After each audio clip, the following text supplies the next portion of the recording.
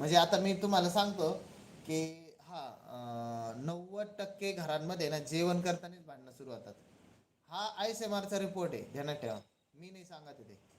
ICMR म्हणजे Indian medical board आहे ना, जे तर त्यांनी जो भारतात सर्वे केलेला आहे त्याच्यातला आहे तो. तर खतरनाक. तर म्हणजे असं नाही होणार की आपल्या इथं किती आता सध्या 14 लोक आहेत, तर 14 लोकातून किती 90% पकडा, तर त्यांच्या घरात किरकिर होत असेल जेवण करताना. का बरं? हा म्हणजे इथं सगळे चांगले झाले आता. म्हणजे इथले 14% 14 लोक काढून टाका असं पण म्हणता येईल. हा.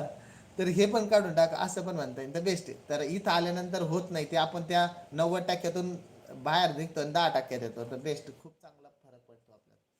तर हे आपल्याला व्हायला पाहिजे. तर ज्या